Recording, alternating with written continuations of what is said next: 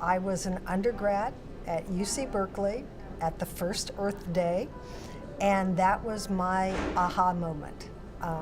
Paul Ehrlich spoke, and he basically challenged us that if we cared about the environment, we had to make a difference. So it was 1970 with the first Earth Day. Right after that, I joined a group, an experimental course at UC Berkeley that was called Environmental Education and Design. And Robin Moore was one of the faculty advisors. So kind of long story short, I got my master's degree, and when I was doing my master's degree, I read a lot of Bill Stabb's work. And every time I turned around, here was Bill Stabb. And I was in California, I was at Humboldt State. And so then after I graduated with my master's and personal things were happening in my life, I applied to University of Michigan for the doctoral program to work with Bill Stabb. Within Wisconsin, there was always a strong focus on progressive education, and because of Aldo Leopold and John Muir's influence, a strong conservation education influence. So I'm not at all surprised that Randy Champeau and Rick Wilkie came out of the Wisconsin tradition and created the conservation education standards within the state education system and moved environmental education toward an institutional system. Rick did his work in Southern Illinois with Harold Hungerford. Randy did his work at Michigan, not at University of Michigan, at Michigan State. But still, Julian Smith at Michigan State. Battle Creek Outdoor Education Center was the first outdoor ed camp. That was in Michigan. So there's an interesting confluence of, where this all came from. It's hard to know. Bob Roth and John Deisinger at Ohio State were part of that initial group that helped. And Clay Schoenfeld was one of the editors that started Journal of Environmental Education. That was at Ohio State, I think. So who knows? You don't think of Ohio as a hotbed of environmentalism now or then, but that happened to be where people were. The group that started Project Learning Tree and Project Wild and Project WET was the Western Regional Environmental Education Council. And that was simply an organization from the 13 Western states, 2 representatives from each state, one from the Department of Education and one from the Department of Natural Resources. Those 26 members then got together on an annual basis, and they created, their first product they created was Project Learning Tree, followed by Project Wild and then Project WET many years later. Project Learning Tree was one of the first national projects or national programs taking a look at environmental education from a broad-based perspective.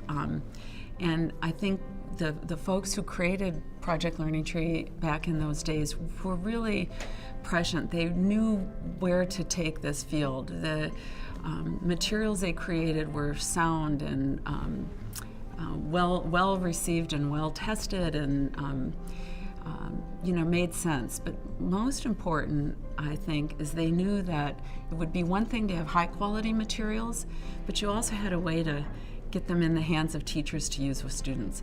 So they created an implementation system that is in place today, 40 years later.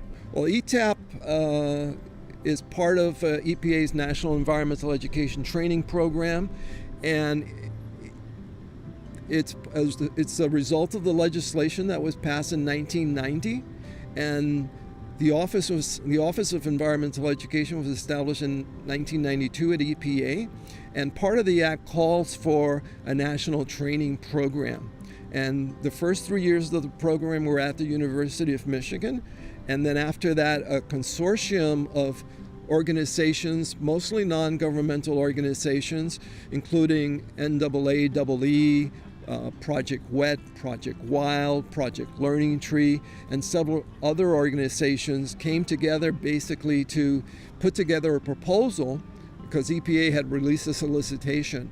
And that was this, and this group was responding to the solicitation, which really wanted to focus on capacity building of educators in the field, and both formal and non-formal. NAAE was part of what became ETAP with funding from EPA, and that started in 95, 96. And so from there on, basically, we've had funding, and we sort of marched through the development of guidelines, primarily with that funding from ETAP, and now from capacity. There's a value of the guidelines because they put into print this collective wisdom, and in so many ways, to me, it's that very positive sense of that. We have a field. We have a rich field. We can talk about what we do and what we do well and what our aspirations are and how best to try to go about our practice.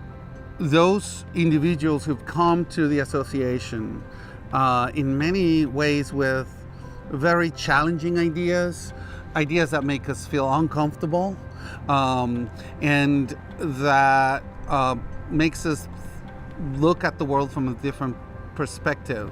I think that, especially, for example, in the last 6 years or so, that happened a lot with the work we did with eCapacity. We were able to bring many voices to the table, and sometimes we had conversations that were not comfortable, but that were necessary. And my lesson from that is that in order for innovation to happen, in order to move in a different direction or move in new directions and explore areas that we haven't explored in the past, you have to be comfortable being uncomfortable. You have to be comfortable with a little bit of uncertainty and not playing it safe. And I think that, and making calculated risks, and I think that that's going to be important in the future. You get to a point where within your, again, micro universe as an association, you've grown as much as you can in that realm. How can we grow past that, and not grow for the sake of growth, but growth as in evolving as an association? And that takes, again, taking calculated risks, being uncomfortable, and having difficult conversations, and I hope we'll keep doing that.